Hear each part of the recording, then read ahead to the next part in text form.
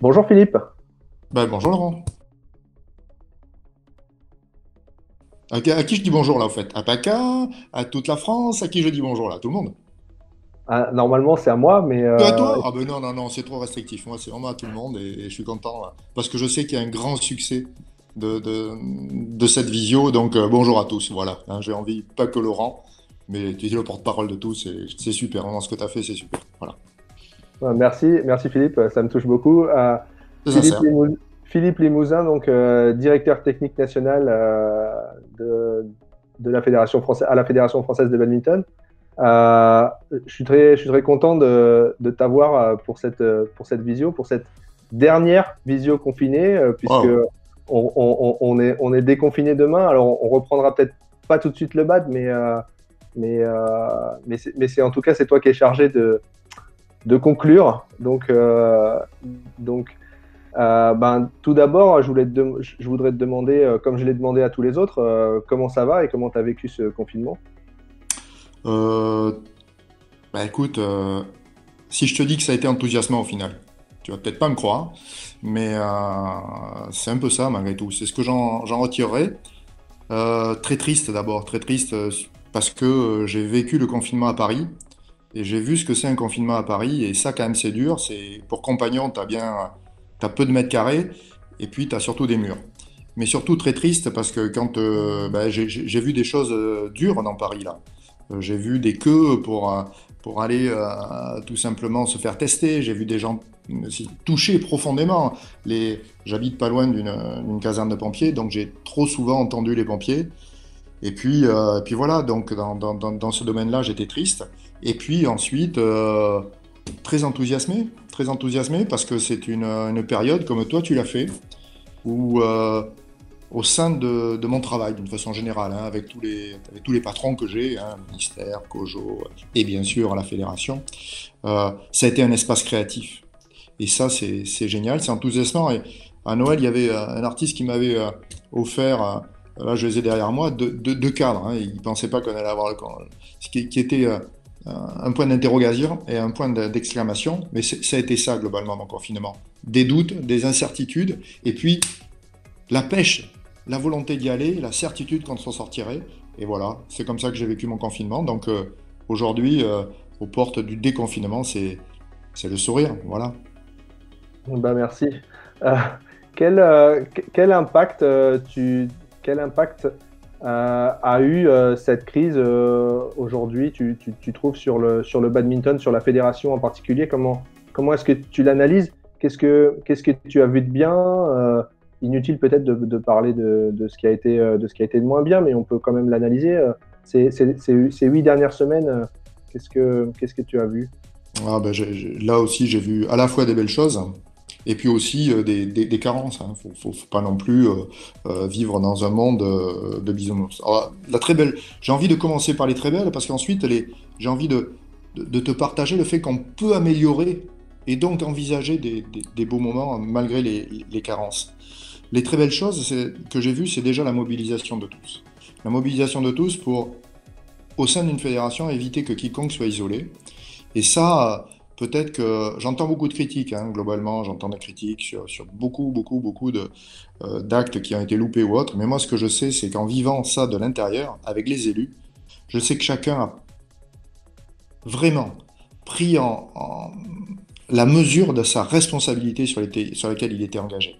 Que ce soit dans les comités, que ce soit dans les clubs, que ce soit au niveau de la fédération, au niveau du siège avec les salariés, au niveau des cas techniques, j'ai vu des gens s'engager à la hauteur de leur responsabilité. Et bien souvent être pris de vitesse dans un monde où le réseau social est parfois est un frein.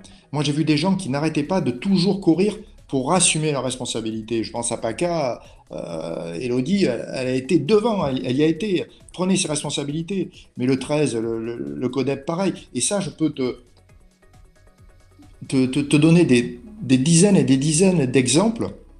Déjà toi, ta responsabilité de dynamiser, je reviens encore sur cette qualité de la communication, mais j'ai vu des choses incroyables. J'ai vu un papa qui dans le Codep 40, proposait à une gamine de 3 ans de faire une échelle d'agilité avec des appuis de badminton. Donc chacun prenait sa responsabilité au travers du badminton d'être ce qu'il est, dirigeant, sportif de haut niveau et sportif de chaque club. Et ça, j'ai trouvé ça magnifique. J'ai trouvé qu'au sein de la fédération, il y a eu cet engouement pour ce qu'on est aussi, une association. Et ça, j'ai trouvé ça magnifique. Alors ça, pour moi, c'était enthousiasmant.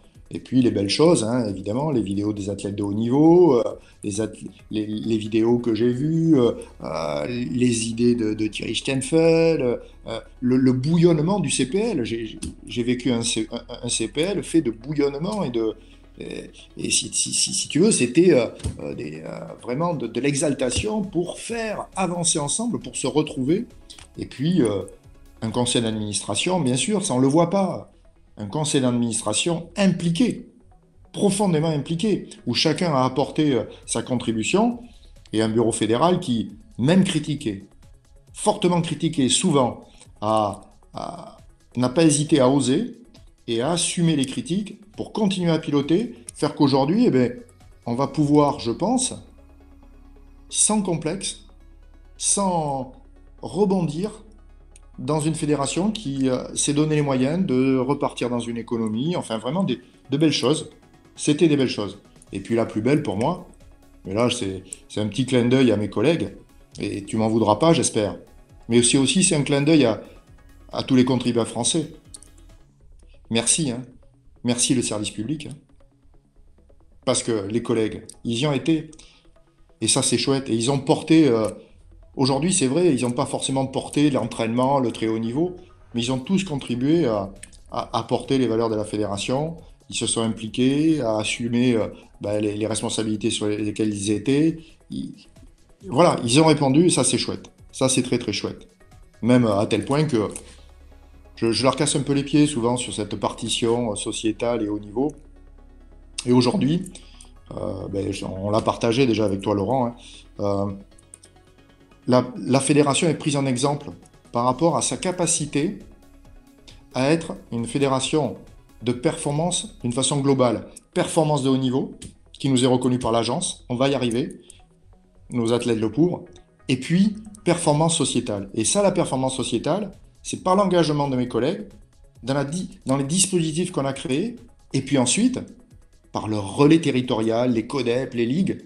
Et ça marche. Et tu peux pas savoir comme ça aussi, ça a fait partie des beaux moments quand le ministère me téléphone pendant le confinement et me dit, et Florent était là, hein, Florent a participé, on compte sur vous pour continuer à être dans la performance sociale telle que vous la portez à la fédération. Je me dis quand même que quelque part, liberté, égalité, fraternité, nous, on sait le conjuguer. Et ça m'intéresse et j'espère que la fédération, avec tous les leviers qu'elle a, elle continuera à être comme ça, cet emblème, hein, et c'est assez chouette. Voilà. Ok, donc liberté, égalité, fraternité, c'est les valeurs, c'est aussi les valeurs de l'esprit BAD. Ben oui, ben c'est ça. C'est pour ça, si tu veux, quelque part, on est. Alors, c'est pas franchouillard ce que je te dis, c'est tout simplement un fait. C'était la Ok. liberté. On a pensé aux autres, on a proposé. Voilà, moi, c'est ça. Alors, bien sûr, je peux te parler de plein de choses sur on n'a pas été bon, on aurait pu être plus réactif, donner plus. Oui, oui. Mais il y a toujours eu quelqu'un qui, quelque part, a compensé les erreurs. C'est chouette, ça, non? Tant mieux. C'est Ben très oui, bien. tant mieux, ouais, tant mieux. Vive ceux qui ont compensé. Alors, Ben oui. le déconfinement, le déconfinement, c'est demain. Ouais. Qu'est-ce qu'on peut attendre de la reprise? Quel, euh, quel conseil pour un petit peu la résilience à court terme tu donnes aux badistes, puis aux dirigeants surtout? On s'est pas mal, on a pas mal parlé aux dirigeants dans les vidéos là, parce que c'est quand même aussi ceux qui font le badminton. Ouais. Et d'ailleurs, je te remercie parce que j'ai vu que tu as glissé doucement de l'athlète de haut niveau, de celui qui fait, qui pratique, à dans dans tes propositions que tu faisais, dans tes interviews, tu as aussi glissé vers le dirigeant, celui qui prend des responsabilités, et tu as cherché à nourrir sa démarche. Et donc, je t'en remercie. Je trouve que c'est particulièrement judicieux de ta part. Et qu'est-ce que j'ai envie de dire? Ben, j'ai envie de tout simplement promouvoir aussi le discours qui est tenu par les élus de la fédération pour le déconfinement. Un déconfinement qui doit respecter les mesures sanitaires encore en vigueur avec rigueur, avec efficacité. Ça, c'est le premier chapeau. Et ensuite, ben, suivre les guides qui sont sortis et qui doivent sortir là dans les quelques heures pour aménager la pratique du badminton. Alors, trois types, hein, d'une façon globale, hein, c'est le badminton à l'extérieur, le badminton en gymnase, pas tout de suite, mais bientôt, il faut l'espérer, et puis le badminton scolaire. Et donc, à partir de ce moment-là, on va construire ensemble, mais en suivant avec rigueur des consignes qui assureront, un, que le badminton ne contribuera pas à repositionner la France dans un confinement. Tu te rends compte un peu, ça serait terrible si à cause du badminton, on se remettait à avoir l'expansion du Covid. Ça, je ne le veux pas. Et donc vraiment, je souhaite que les joueurs de bad et qui ont montré toute leur dimension à prendre des responsabilités continuent à prendre cette responsabilité de se dire, attends, je suis dans une solidarité nationale. Et ça, nous, on l'a su le faire jusqu'à aujourd'hui. Ben, je souhaite vraiment que ça continue. Merci. J'ajoute que c'est aussi quand tu parles de responsabilité, c'est aussi celle des dirigeants, Bien sûr. des dirigeants des clubs et que donc le message à tous les badistes, c'est aussi de faire attention et de bien respecter tout ça parce que leurs dirigeants sont aussi responsables de ce qu'ils font dans leur responsabilité associative. Tout, À, à ton avis, maintenant, dernière question, euh, un petit peu plus prospective, comment est-ce que cette crise peut, et est-ce que cette crise modifie la trajectoire du badminton pour demain? J'en suis profondément persuadé. Toute crise est une sorte de tremplin, évidemment. Un tremplin pour aborder les nouvelles réalités dans un nouveau contexte. Qu'est-ce qu'on va faire? Et moi, je suis persuadé que là, il y a des opportunités pour nos athlètes de haut niveau, pour se repositionner par rapport, je pense qu'ils ont tous eu une introspection forte, évidemment, pour tous nos licenciés, l'envie de jouer. Et puis pour les dirigeants, peut-être pour les personnes comme moi qui travaillons dans cette belle fédération, c'est évident que la crise, les moments difficiles que l'on a vécus, ils sont venus d'une seule chose. C'est à un moment ou à un autre, de nos difficultés de communication. Et quand la communication est confuse, c'est très difficile d'arriver à être clair, précis et apprécier les discours. Là, on était dans une France qui était, c'est vrai, on ne peut pas dire autre chose, souvent dans des ordres, contre-ordres, confusion, c'était compliqué. Et la fédération, là-dedans, malgré tout, a essayé d'arriver à chercher à donner le discours le plus clair possible à tous ces licenciés. Et ce soir, tu en fais encore le relais, et c'est très bien, mais tous les codeps, j'ai vu, ont fait la même chose. Les clubs ont cherché à faire ça.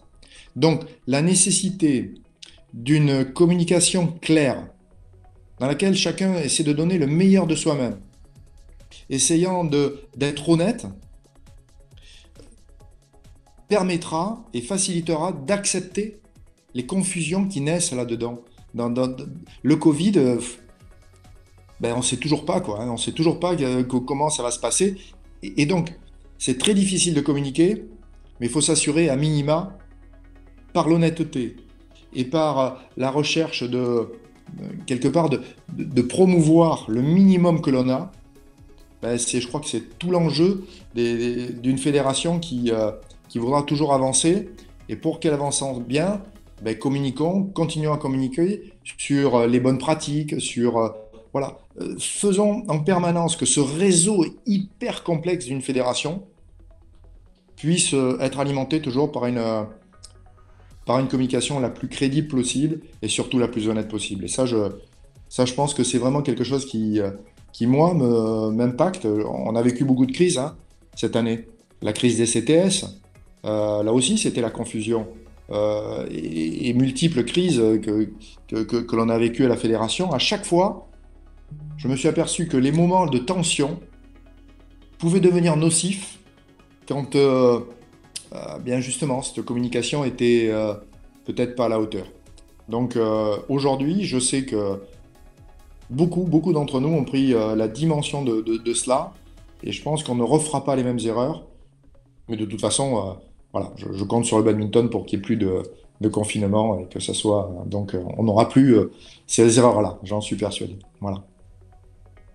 Parfait. Eh ben, on compte beaucoup là-dessus. Je te remercie beaucoup, Philippe, pour Non, super, cette belle conclusion. Euh, alors là, te trompe pas. C'est pas à toi de dire merci.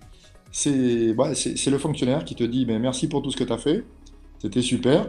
Et puis, comme j'ai dit bonjour tout à l'heure à tout le monde, eh ben, j'ai envie de dire ben, à très très vite à tout le monde. Et il y a eu un cas technique qui m'a dit un très très beau mot et je pense que je vais terminer sur ça. J'ai envie de terminer sur ça. J'ai envie qu'on dise tout simplement, malgré le Covid, juste allez, à tout à l'heure.